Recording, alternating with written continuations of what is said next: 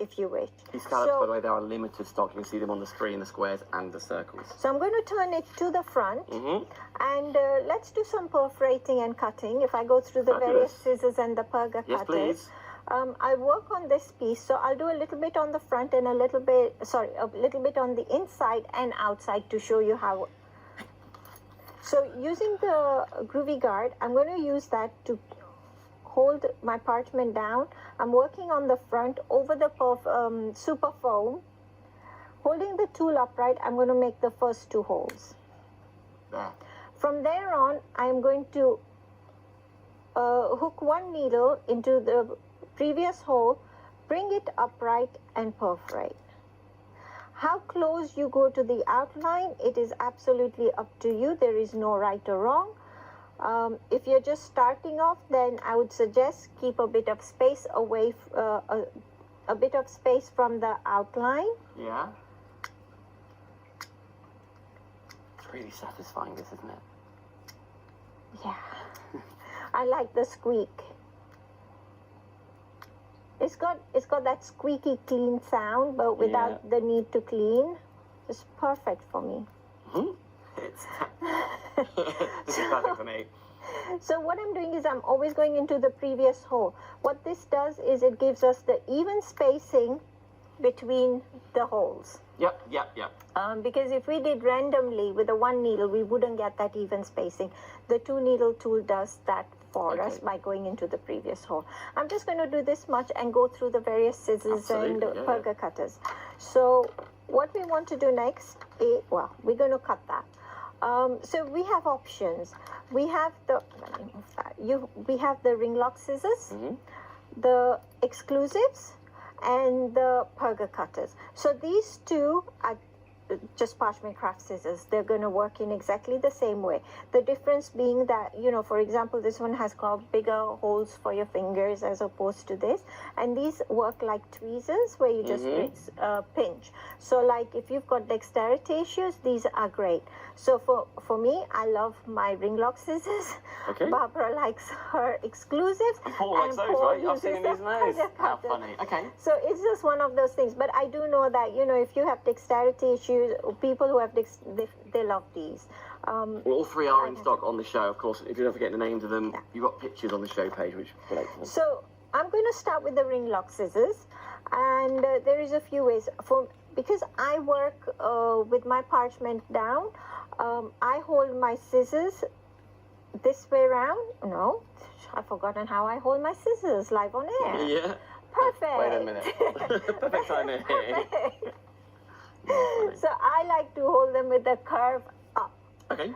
Because what that does is that allows my scissors to be sort of at a low angle against the parchment. When we were originally taught, we were taught to hold them with this finger there, this second finger in that hole, and with the curve down. Okay. But then I guess because a lot of people were working with it up this way, that they can get as low down. So the other way around does it already. For me, this does that. Okay. So putting just the tips of the scissors into the holes. When I close them, I'm going to twist ever so slightly, twist my wrist ever so slightly. Okay. Now I'm holding the scissors over the waist. The waist is this bit that's going to fall out. So after you've done the first cut, you're always, if you're going to twist your wrist a bit, you're always going to do it towards your previous cut. Okay. So keep turning your parchment so that the scissors are always over the waist. So there we go. There it goes. Yeah. Cool, isn't it? So again, it's the same for your exclusives. You're going to do exactly the same, just the tips in there. So you saw the ring locks on the screen, and they are right now. If you want to go to the exclusives, they're going to appear, or you've also got your tweezers. Maybe they're gifts to somebody else. Maybe you want to collect all 3, but have only purchased 2 so far.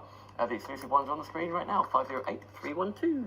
The main thing is keep turning your parchment round so that the scissors are always sitting over the waist. Now, if we were to, when we perforate this, the waist for this is going to be the outside bit. So the scissors are going to sit on this side. Let's use the Perga cutters Okay. this time. So now with the Perga cutters, you can again have them with the curve up, but for some strange reason, I like the curve down for the Perga cutters. Why not, Tina? You know So what you like. if you're new to this, you know, it's really worth doing a little bit on scrap pieces of parchment and seeing how you prefer to hold it and things. So again, just the tips into the holes, and as I snip, I'm just twisting ever so slightly towards the previous cut. But this we're just pinching shut. They're like tweezers. So, you know, it's...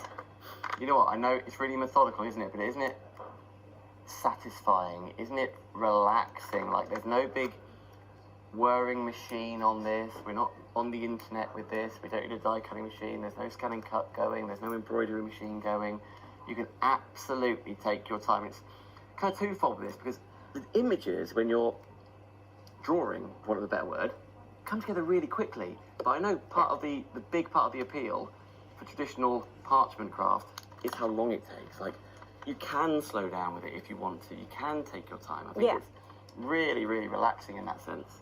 So here we go. I mean, for me, you know, I say this often, that you do become the creator, the designer of what you're making, because everything you're doing is handmade. You've got the designs, yes, on acrylic plates, but you're creating your own artwork. You know, because you'll see things very differently to another person, and for me, that's just like, I feel very happy, and I feel very clever, actually, but the system does the work for me. You are very clever, but you can become very clever too, So- that sense. I know we've only got like 2 minutes left, so I don't want to get you into something else. But just to give you an idea, I'm going to show you a couple of cards. This is the one that you did in that earlier hour, isn't it? Yeah. Which you could rewind and watch that whole thing if you wish, and I'll go through a couple of other ones for you.